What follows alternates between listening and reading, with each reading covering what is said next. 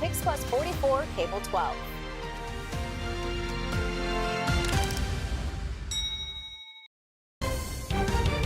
You're streaming CBS News Bay Area. Oh, it's a beautiful way to kick off the week with upper 50s and lower 60s for our daytime highs and mostly sunny skies in the forecast for us today, widespread throughout our inland areas and along the peninsula too. Now, as we head into the next couple days, you're going to notice a lot more clouds tomorrow as we gear up for heavy showers into Wednesday's forecast. It's going to look a lot different within the next couple days. We're gearing up for consistent showers heading into Wednesday, Thursday, Friday, and into this weekend as well. Some heavier showers expected up in the North Bay. Less impressive numbers down into the Santa Clara Valley. I'll show you what I mean in just a second. Today is just a partly cloudy day for our friends along the coast, mostly sunny though. Here we go all the way into our Tuesday forecast. Heading into Tuesday, you're going to notice a lot more clouds and gustier conditions moving in from the north. Notice those showers just to the north of us, impacting areas like Crescent City and Eureka. That exact same system is gearing up to sweep into our local communities early Wednesday morning, starting up in the North Bay with light to moderate rain, some heavy cells associated with that too. Watch how it slowly sweeps its way down into the peninsula, the Santa Clara Valley, and everywhere off into the East Bay heading into those afternoon hours. So this will impact that morning commute for Wednesday. We'll continue to watch more showers build in heading into Wednesday evening, but notice how it just stays consistent up in the North Bay with heavy pockets of rain still expected at that time too. We can see close to around 2 to 3 inches all throughout the North Bay just from Wednesday alone. We're going to keep a very close eye on these forecasted models heading into Thursday and Friday too, but one thing we do know, now is the time to prepare. Today and tomorrow, beautiful dry days. We even have some sunshine today too to get out there and do some fun outdoor activities. Heading into tomorrow, it'll feel a little bit cooler and cloudier, and then it's game on with those heavy showers lasting into the weekend. Well, we're now hearing firsthand from a 13-year-old boy who's the sole survivor of a disaster at sea. It all started on November 2nd when 6 people took out the family fishing boat in Bodega Bay. They were excited to spend time together at sea, but the trip turned into a nightmare when their boat capsized. The Coast Guard launched a frantic search for survivors, and 13-year-old Jude was the only one to make it out alive. Now we're hearing from Jude, who tells us about that tragic day and the large waves that caused their boat to capsize. It was like already filled up on one side, and it was already too late before I noticed. As soon as we were on our last equipment, we decided to just floor the boat since it was already kind of too late and the water was already forming inside. So we just started flooring it a little bit, and then until the equipment snapped. As soon as we kind of went a little bit faster, the boat just stopped working, and then we just went man overboard with our life jackets on. I just remember some of us splitting up in the water, and then some of us stayed on the boat, holding on, and then some of us went different ways. Me and my dad went on the cooler, and then some of us went on the boat, and then some of us just split up. And after a little while, he just let go. And what did you do then? I was wondering where he was after a little while. A memorial was held yesterday to mourn the 5 people killed. Family members say this was a chance to say goodbye and send them off properly. Well, no one knows the unmatched power of the ocean better than the U.S. Coast Guard. So how does the Coast Guard know where to focus its efforts when every second counts? Our Kevin Coe got a look inside their high-tech command center and spoke with those responsible for making some critical calls. From behind these gates on Yerba Buena Island come some of the most difficult decisions made across the Bay Area. This right here is going to be our command center. Command Center Chief Rafael Shamalov is showing us the room where calls come in when boaters are in danger. Out in the water, there's a lot of unpredictability, and that's where we have to use the right timing and the resources and information that's put into that system. That system is SAROPS, which Aaron Coffin has used since 2007. I'm similar to a dispatcher. SAROPS allows him to project search areas for rescue crews on the ground. We believe the person fell in the water in this area. This system predicts how far someone or a boat may have drifted in open waters, which are unpredictable by nature. If you don't have the time right, your drift is going to be completely off. It's part of it's one of the most important aspects of what we do. Information from SAROPS led to 2 difficult decisions near Bodega Bay this month. The Coast Guard searched for 6 missing boaters, rescuing one 13-year-old boy and finding another person dead. 8 hours later, 2 more boaters went missing. 1 was found dead. Both searches were called off, with 5 people never found. I was very hopeful that when sunrise occurred, we were going to find them. When the Coast Guard suspends our search, that is the most difficult decision. Leo Zapawa was the search mission coordinator for the first case. We had thrown so much effort into helping this family and finding them alive. It no longer seemed like a possibility. So I did sadly and with a heavy heart recommend that we did suspend our search. It's a decision Zapawa doesn't take lightly, but it's one he only makes when he's sure he's done everything he could. We have families in the Coast Guard. We all understand what it is like to be in that kind of danger. We do all that we can for these families. I hope to have more success than cases like we had in those tragic cases in Bodega. Well, San Francisco police are still trying to track down the owner of 3 dogs that attacked a pedestrian. Police shot 2 of those dogs, killing one of them, and it all happened Friday in a Safeway parking lot in the Fillmore. Police initially responded to a report of the dogs attacking a smaller dog, but when they got there, they saw one of the dogs attacking a person. That's when they shot and killed one of the dogs. The other 2 took off. One was found nearby. The other made it to Kimball Park up the street. Officers also shot that dog, but at last word, it's still alive. One man who lives nearby says he knows these dogs and says they usually don't do much besides bark. I wasn't expecting them, to bite nobody and act the way they did it, because they was always cool and calm. So the way they got out and acted up like that, and that shocked me. That surprised me. Well, investigators say the dogs were mastiffs, each weighing around 120 pounds. Police say the officers attempted to restrain the dogs with non-lethal methods before shots were fired. The person attacked by the dog is expected to recover. Well, 10 years ago, San Francisco committed to ending all traffic-related deaths by this year, 2024. But the city still has a long way to go to reach that goal. Last night, city leaders and community members attended a memorial to remember those killed in traffic crashes. This year hasn't gone the way officials had hoped. So far, there have been more than 30 traffic-related deaths. Our Amanda Harry spoke with a woman whose life was altered forever when her mother became a victim. This somber memorial illustrates the scale of just how many people have lost their lives walking on the streets of San Francisco. 317 sets of shoes, each with a person's name next to it.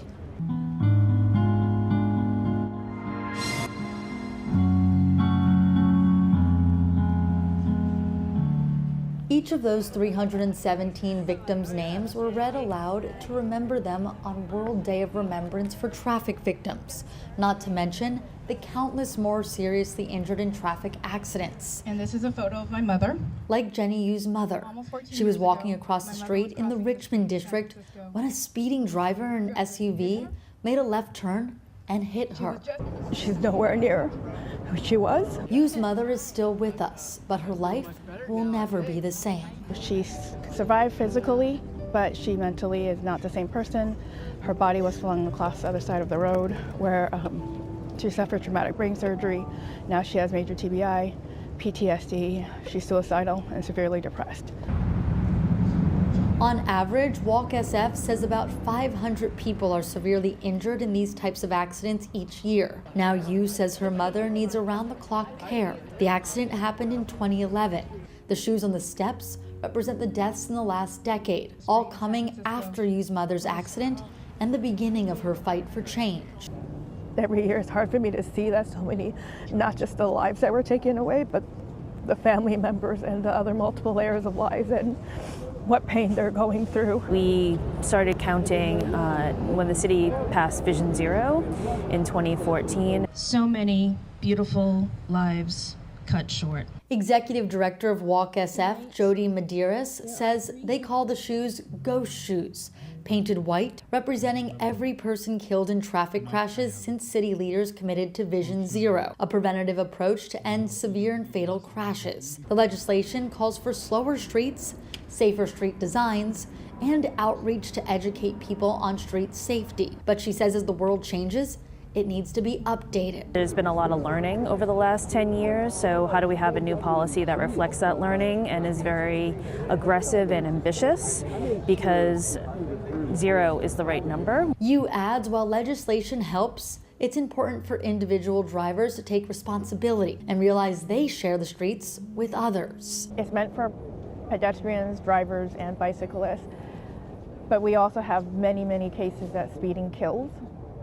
So they have to understand that regardless of why they're speeding, they need to understand they need to not speed. Walk SF says pedestrian deaths are at their highest number since 1981, so reminders like this are needed more than ever before. Well, according to the Governor's Highway Safety Association, the number of pedestrian deaths last year decreased from 2022, but that number in 2023 is still 14.1% above pre-pandemic levels. Well, still ahead on CBS News Bay Area, a volleyball player at San Jose State sues her own coach over a teammate she describes as transgender. We attended a game and heard from both sides of the debate. Plus, Prop K supporters taking a victory lap for now, the hurdles they face to building a new park on the Great Highway, and how a Bay Area community came together to help out an elderly woman and her son, whose home was in desperate need of a facelift.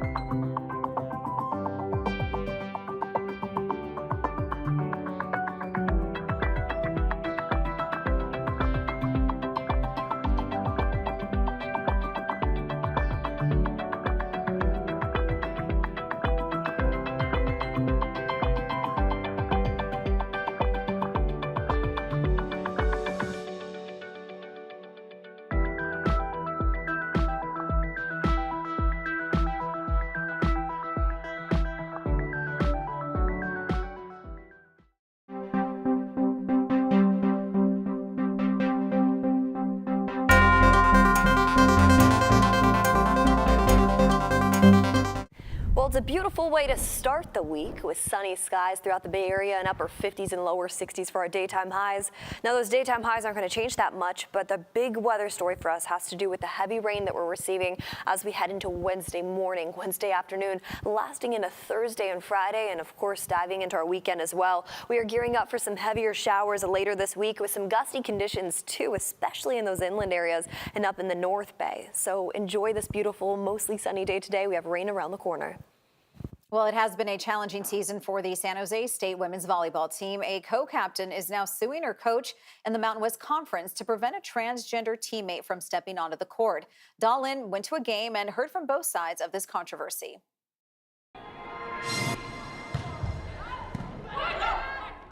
Two top women's volleyball teams in the Mountain West Conference battling it out.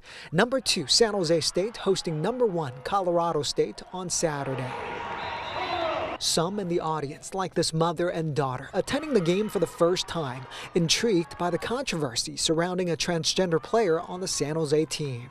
Everything about the physicality of a male is just so much different from women that I don't think there's any way to undo that.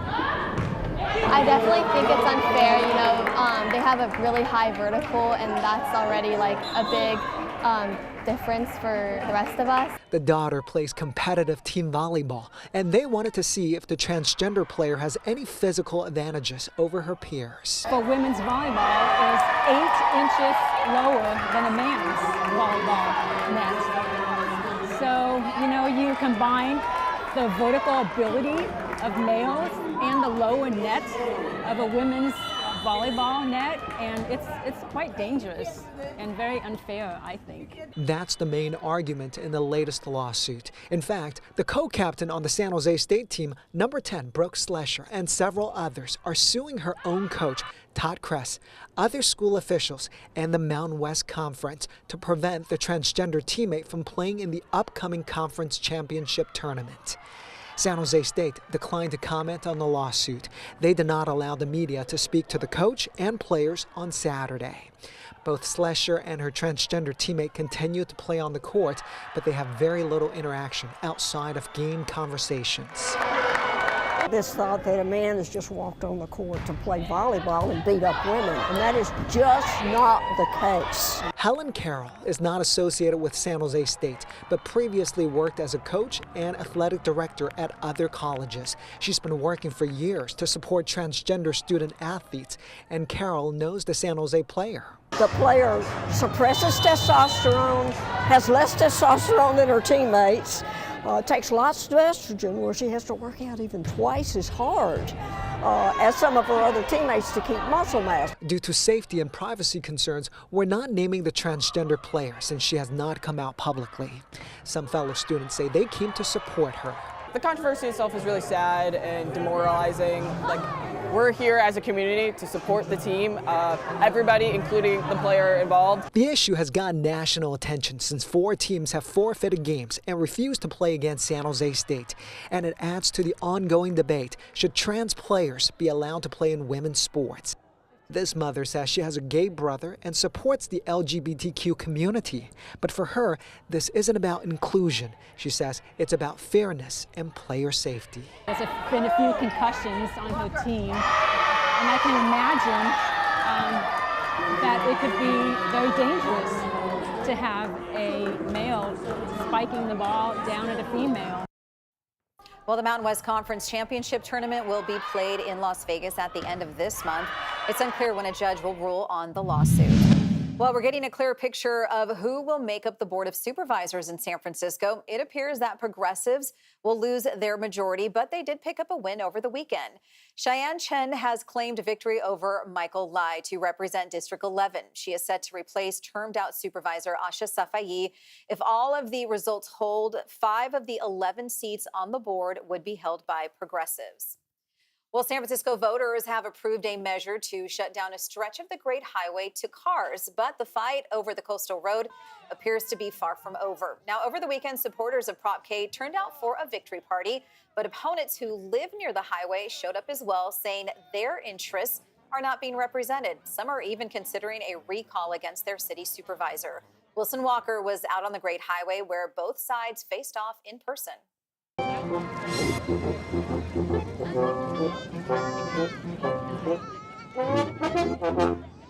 And I think we could build it similar to the High Line, where there's so many different experiences to be had along the way and more opportunity to build community, which is what we need to do right now. For supporters of San Francisco's newest park, this was a day to think about the future of this space while celebrating the victory of the ballot measure that will make it happen. Yes. The voters have spoken. This victory parade, it's really very insensitive. But this is just obnoxious. This is rubbing our face in it. The victory party also showed that the fight over Prop K is not over. Opponents, who were outnumbered, showed up to protest the celebration. Share the road! Share the road! I was really uncomfortable how they were over-shouting what we were saying, and I think we also need to listen to what they're saying. And the divide on the highway reflects the divide in the city, with many on that purple west side left feeling like the vote itself was unfair. The residents of the Sunset District, we're still digesting what happened to us. We're still digesting the betrayal of our supervisor, Joel Engardio. People who live out by Ocean Beach, people who live throughout the Sunset came together, came up with this idea to create something, a better use for this road that's losing its greatest utility. And so they came to me with this idea, and I supported it. I believe it. I think it's good for the Sunset and good for San Francisco. Ingardio says supporting the park was simply the right decision, and like removing the Embarcadero Freeway, he says history will prove him right. But in the near term, social media has erupted with angry park opponents, and the supervisor has been the central target. We elected him to represent us, not District 5, not District 9. And that anger is now turning into political mobilization. Just as people were gathered out at the beach, another set of folks upset about the closure of the road were gathered here in the avenues at a diner to talk about the early stages of a recall campaign. They want to see who's organized, who can possibly raise money. And while they don't want to go on television, they say they are committed to the next big fight over San Francisco's Great Highway. Oh, absolutely. I'm 100% behind a recall. I will do everything I can to recall that man. I will be. Are you concerned that people are angry enough about this that it may in fact cost you your seat? People have a lot of concerns and valid concerns about traffic, and I think once they see the implementation and how traffic goes, we just need people to see the potential, and we can address the traffic issues. And once people see that this park is beneficial, I think people will come around. Perhaps traffic planning and time will ease some of the hard feelings, but on this day, it was clear that the Great Highway is still causing a great divide. This land was made for you and me. So what about the park now that it has been approved by the voters? Well, the Coastal Commission has to sign off, and some neighbors say they're going to take their complaints to that venue, but the highway is now in the hands of SF Rec and Park, and they expect to close the gates permanently to traffic sometime early next year. While still ahead, she paid it forward with years of volunteer work, and now she's being paid back. How a community came together to transform the home she's lived in for more than 65 years. My body's so beat up and trying to do this kind of job. I mean, and we're barely making it on our own, so to hire somebody, can't quite do that. So this is so much help.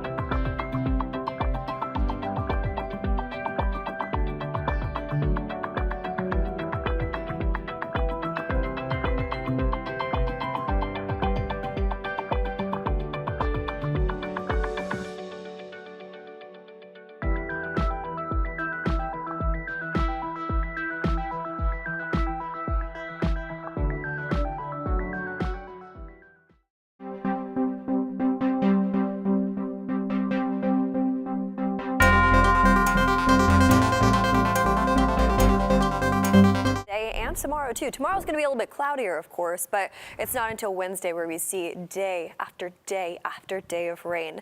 And of course, it's enjoyable at first when you're hunkered down and you have some showers in the forecast, but this is going to be consistent into this weekend. So now is the time to gear up and prepare, especially if you, in the past couple atmospheric river seasons, have noticed there was issues with your home. This is the good time to prepare now. Heading into our Tuesday forecast, a similar trend. I mean, we just have clouds in the forecast, still upper 50s and lower 60s. Let me time out the first setup of rain that we're going to see as we head into our Wednesday morning hours. It starts up in the North Bay. This system is currently impacting areas like Crescent City and Eureka, but it slowly sweeps down to the Bay Area heading into Wednesday.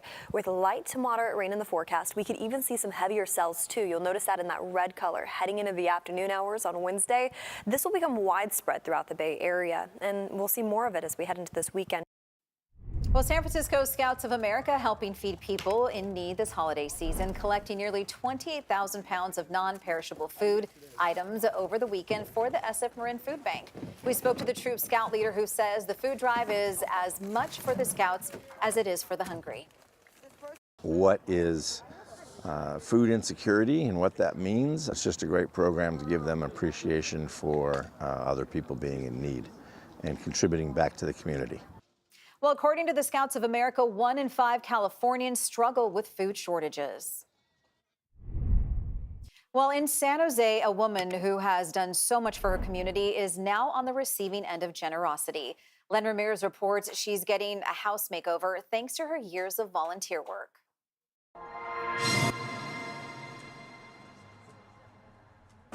Sarah Lopez has spent her remarkable long lifetime serving others. From all the hard work from all of our Lowe's volunteers. And now at 100 years old, the good deeds are coming back to her. Oh, they just painted my house and it's beautiful. I love it. Okay. Sarah's house was selected to be part of a nationwide program called Rebuild a Block. It brings the nonprofit Rebuild Silicon Valley together with workers from Lowe's to paint and do minor touch-ups for families in need. Sonia Gonzalez came all the way from Stockton to help out. No matter what time, no matter what season, whatever we can do to help. Sarah's house in San Jose's Sylvandale neighborhood had not been painted for decades. Her son Gene used to do all the work around her house, but at 71, even he's too old to get on a ladder. Oh, this is so much help. I mean, there is no way. My body's so beat up and trying to do this kind of job. I mean, and you know, we're barely making it on our own. So to hire somebody, we can't quite do that. So this is so much help. Although Sarah now has trouble getting around, her mind and memory are sharp. She said she was 6 years old when the Depression hit in 1929. Her family sold most of their belongings and moved from Los Angeles to the Salinas Valley to work in the farm fields. And now we came with a bed on top. That was a roof, like Rep's Arrest. Sarah worked in the fields and then in a grocery store as a checker. She moved to San Jose when she got married and bought the Sylvandale house brand new with her late husband Manuel in 1959. They raised 6 children here. I had worked 3 years to get this house and save my money. And besides all that, she found time to volunteer with the Red Cross for years. Volunteers like Sonia were touched by Sarah's story. It's not just her story, it's our story. So for us to be here and help give back one by one is what it does. So if we can take care of each other and make a difference one step at a time, that's what we're going to do. Oh, I'm so thankful and grateful to these people. They're lovely, lovely people. And may God help them. Sarah says her one and only home, the one she saved her pennies for, is beautiful again. She's been here 65 years, and it's the place where she hopes to live out the rest of her days. Rebuilding Together is a local nonprofit in Silicon Valley. They've completed more than 5,000 projects since it was founded in 1991. Well, coming up in our next half hour on CBS News Bay Area, new worries that Oakland first responders could lose their jobs as the city faces a budget deficit. We'll take a look at the tough options on the table. Closing the fire stations and laying off police officers is not the answer. Plus, a new fight between cyclists and drivers over the bike trail on the Richmond-San Rafael Bridge.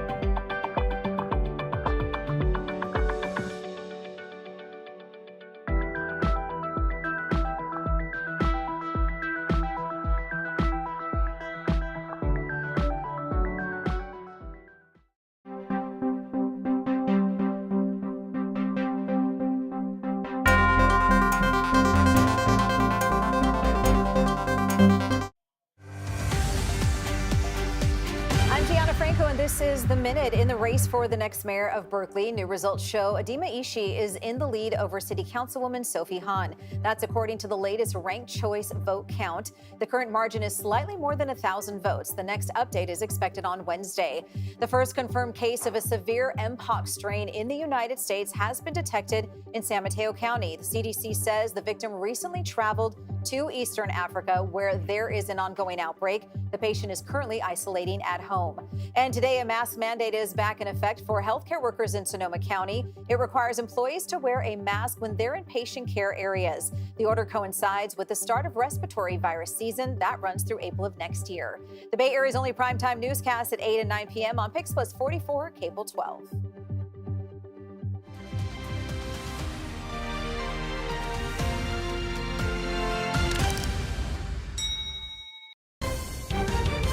You're streaming CBS News Bay Area.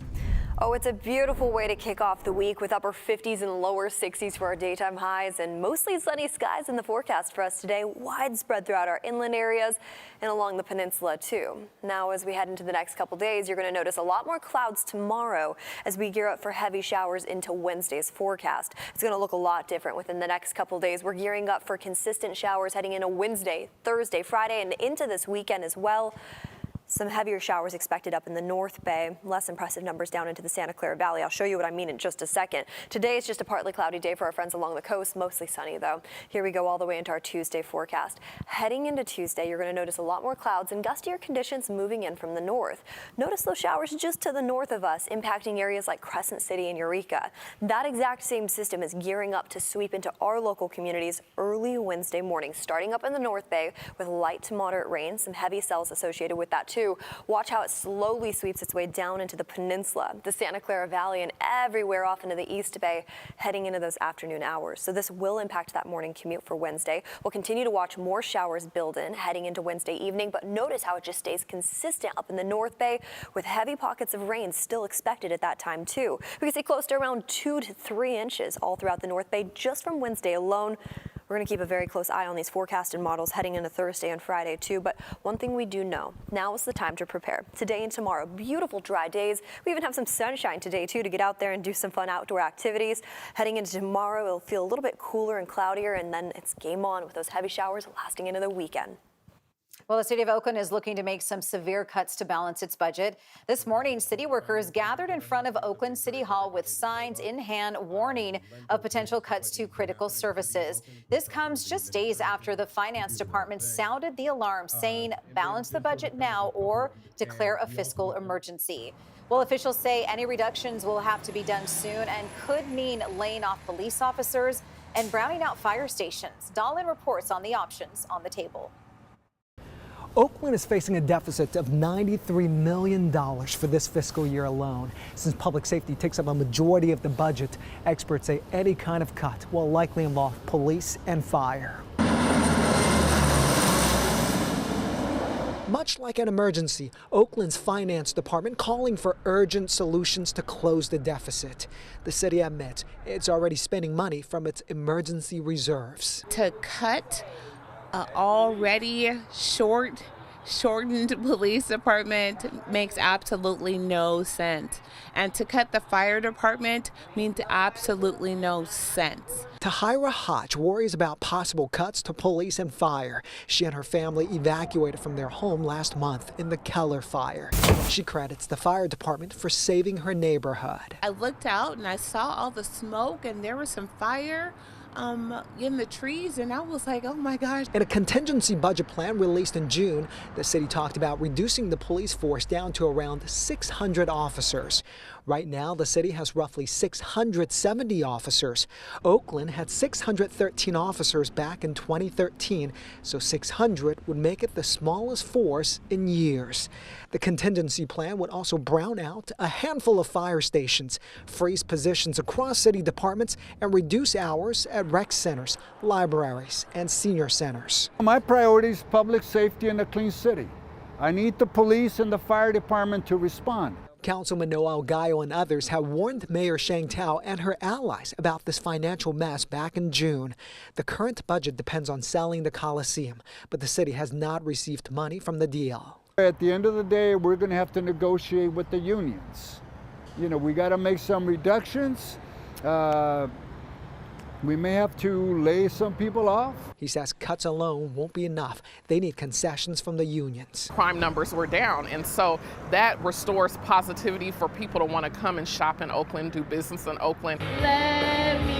Business owners and residents worry any cuts will derail progress made on public safety. Having safety is number one, and you have to, because if not, businesses will close. We need the firemen, we need the cops, because there's too much crime in Oakland. Residents like Tahira admit any solutions will be painful. They need to figure out something else because the safety of everyone in Oakland is on the line. The mayor has been recalled and will be gone after December 5th. The city council will be meeting on Tuesday to talk about how to solve this budget crisis. Once Oakland balances the budget for this year, they'll then have to balance the budget for the next 2 fiscal years. City officials estimate they have $120 million structural deficit from 2025 to 2027. Well, today, Alameda County District Attorney Pamela Price is expected to discuss the results of the recall election. Last week, she refused to concede, saying there are still votes left to be counted. But the Registrar of Voters tells us there aren't enough uncounted ballots to change the result. The latest numbers show yes votes are now leading by more than 150,000 ballots at 63%. And despite that, there is a plan to move forward, and the Board of Supervisors are very clear on who they're looking for to replace her.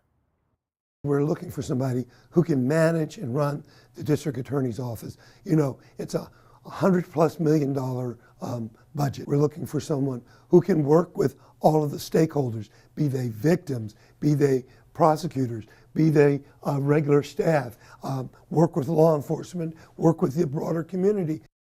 Supervisors plan to appoint a new DA in February, and voters would choose a permanent replacement in 2026.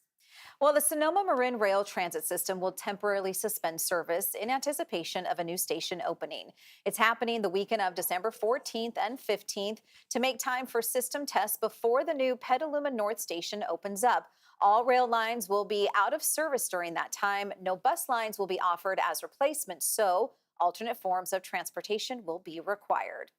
Well, this month marked 5 years since the state closed off a lane on the Richmond-San Rafael Bridge to allow bike and pedestrian access. Hundreds of cyclists use the lane, but tens of thousands of drivers use the bridge daily. Still, as John Ramos reports, cyclists are digging in their heels to retain their ride across the bay.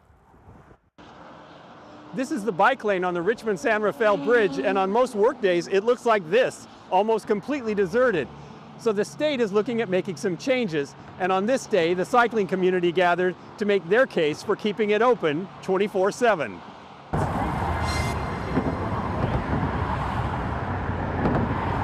On a cool, clear day like this, the ride across the bridge was inviting enough, even if it wasn't for the message they were trying to send. Natalie Lamelli was a first-time bridge rider. It was beautiful. It's a beautiful day. It was nice to see everybody come together in the community to support keeping this lane open. And it was just a good time. It's really beautiful. Like, if it was gone, I wouldn't be able to experience it, you know what I mean? But critics of the bike lane have long complained about how empty it appears while cars stack up during the weekday morning commute. And so right now there are 21 bikers in the morning commute that are crossing across a 3-hour time window. And yet there's 18,000 cars during that 3-hour window. You know, I'll say that I'm not sure what numbers they were expecting. There was never any clear success or failure metric for this pilot. They never said, if we have this many people a day, we'll keep it. If it's fewer than that, we'll remove it. So the cycling community on both sides of the bay turned out to react to a proposal endorsed by Caltrans, Marin County, and the Metropolitan Transportation Commission to move the barriers back Monday through Thursday, closing off access to bikes and once again providing a maintenance and breakdown lane. Warren Wells, policy director for the Marin Bicycle Coalition, says they can't allow cars to use the lane because opening it to vehicle traffic would invite more drivers, which is a violation of state environmental laws. But he thinks that is the ultimate goal, and he doesn't believe this is the end of it. It's being framed as yet another compromise. Oh, well, the compromise is, drivers get this breakdown lane 4 days a week, and bikers, the half of you that are riding it on weekends, you guys still use your lane. And so I expect a few years down the road, there'll be some other compromise where, the compromise that we gets kind of cut in half with another compromise. I don't think it doesn't take Nostradamus to predict that. And even those who use it only on weekends aren't thrilled about seeing it cut off during the week. I don't see why they're closing it just to make it a shoulder lane. It's not going to make traffic any better, and it's just closing off access to the North Bay. It's really the only way you can get here from the East Bay. To me, this bridge is all about the connection, and even if it's 10 cyclists a day going over, to have that access for reducing the number of cars rather than just sit and be a breakdown lane, is so important. The final decision rests with the state's Bay Conservation and Development Commission, and those floating the proposal say they hope to see a decision sometime in December. Well, it's fair to point out that creating the bike lane did not remove a lane of traffic on the bridge. The lane had been shut down since the early 1970s when it was closed to make room for an emergency water pipeline to Marin County during a severe drought. It was then used as a maintenance lane and never reopened to traffic after that. Well, coming up next, a big upset this weekend for Niner fans at Levi Stadium, where the red and gold fell to the Seattle Seahawks. We'll break that down and what went wrong.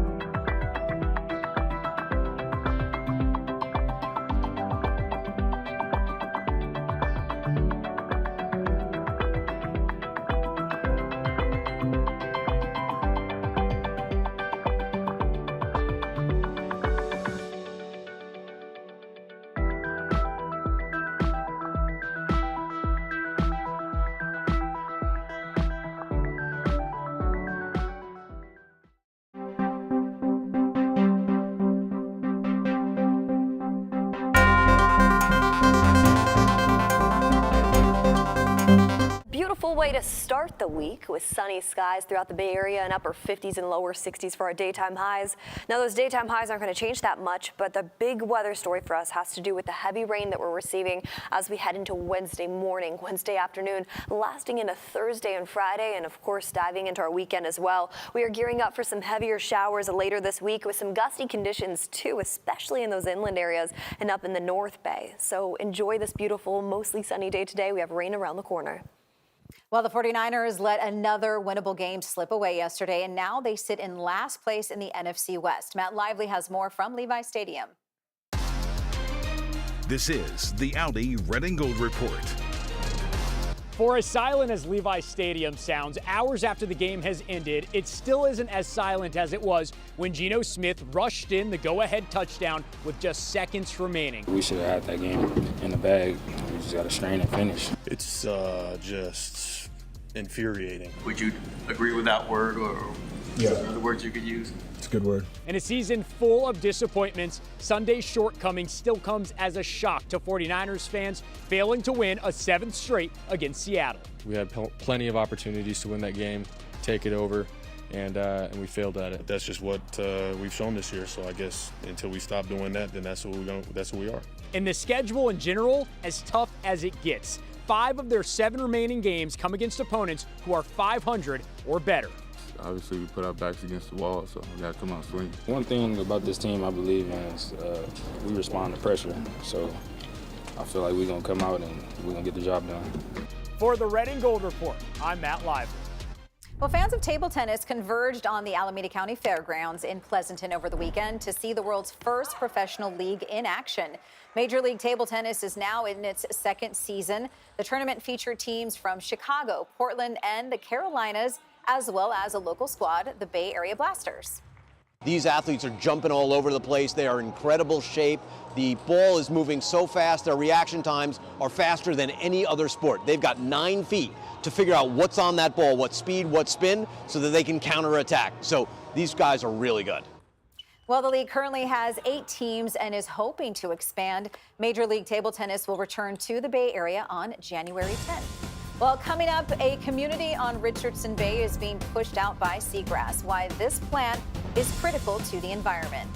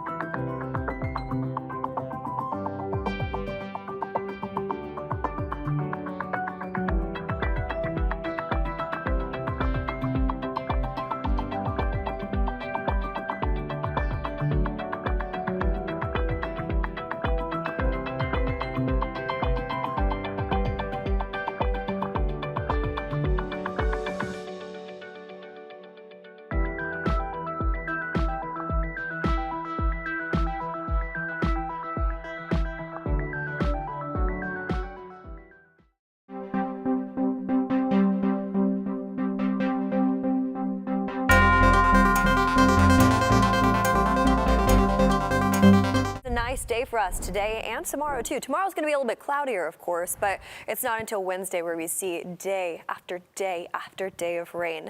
And of course, it's enjoyable at first when you're hunkered down and you have some showers in the forecast, but this is going to be consistent into this weekend. So now is the time to gear up and prepare, especially if you, in the past couple atmospheric river seasons, have noticed there was issues with your home. This is the good time to prepare now. Heading into our Tuesday forecast, a similar trend. I mean, we just have clouds in the forecast, still upper 50s and lower 60s. Let me time out the first setup of rain that we're going to see as we head into our Wednesday morning hours. It starts up in the North Bay. This system is currently impacting areas like Crescent City and Eureka, but it slowly sweeps down to the Bay Area heading into Wednesday. With light to moderate rain in the forecast, we could even see some heavier cells too. You'll notice that in that red color heading into the afternoon hours on Wednesday. This will become widespread throughout the Bay Area, and we'll see more of it as we head into this weekend. Well, for decades, just off Sausalito, Richardson Bay has been home to a rough and tumble community of boat dwellers living out on the open waters, off the grid and with anchors out. But now that community may be pushed out in order to save a key part of the bay's ecosystem. The concern is over the damage the boats are doing to environmentally sensitive eelgrass. Brian Hackney has more on a new protection zone and what it could mean for the boat dwellers who have called that part of the bay home. This is the story of both Stephen Arrett, that looks pretty good there, a man who's made a living as a talented artist, and who had been living for years on one of the many anchored out boats on Richardson Bay, and the story of what lives beneath all of those boats. Environmentally critical eelgrass. Eelgrass is under the water. Most days, most people don't see it, but it is there working for us day in, day out, tied in and tied out. A seal just popped its head up. This is marine scientist Rebecca Schwartz-Lesberg. She's fighting for the creatures who depend on eelgrass. Oh, they're just so cute. Eelgrass is the basis of the ecosystem in San Francisco Bay. So all the fish, the birds, the harbor porpoises, the sea lions, they all rely on a healthy and thriving eelgrass bed beneath them. But the grass is not thriving, and scientists say they know why. When the anchor-out population on the bay exploded, so did damage to the marine grass. Aerial photos show sort of crop circles of dead eelgrass centered around the anchor chains of the boats. Anchors and chains and other ground tackle, they basically act as a lawnmower, scraping away everything in their path. About 80 acres in total of eelgrass was lost due to anchor scour. That's why this huge protection zone went up last week. No anchoring inside of it allowed. But in order to save the grass, something else is going to have to disappear forever. A long history of people who really only felt grounded when they were floating out on the waters of Richardson Bay. There's this freedom. It makes me feel alive. Artist Stephen Arrett was one of those anchor outs. You got everything you need on this houseboat. Yeah. Bedroom? That's it up there. And office. That's my office too. Haha. Wow. It had always been against the rules to drop anchor in Richardson Bay for more than 3 days. Stephen Arrett was out here for 51 years. And how much rent do you pay? No, I don't pay any rent. That's a pretty unique... Yes, it's the real last free ride. Authorities usually just look the other way. Yeah, there's a liberty to not having to be involved in the slavery of rent. But now, there are no options left. Each vessel destroys about half an acre to a full acre of eelgrass. You gotta think about if somebody were to go into Muir Woods and start cutting down redwood trees to put an RV, people would be up in arms. So these buoys defining the protection zone went up last week, and it was too late for Stephen anyway. 20 months ago, a bomb cyclone exploded on Richardson Bay. And unfortunately, my boat went down in the storm. Stephen barely salvaged his guitars and his life. As for the boat, they took it down to the Army Corps and crunched it, tore it apart. That looks pretty good there. Today, he continues working as an artist with his colleague, Cynthia Franco, up in Sebastopol. Is there any path for you returning to a boat again? Probably not. But it's not out of the question. We've seen brown pelicans coming by. You can have as many as tens of thousands of birds coming to Richardson Bay every year. And the hope now is there will be tens of thousands more forever.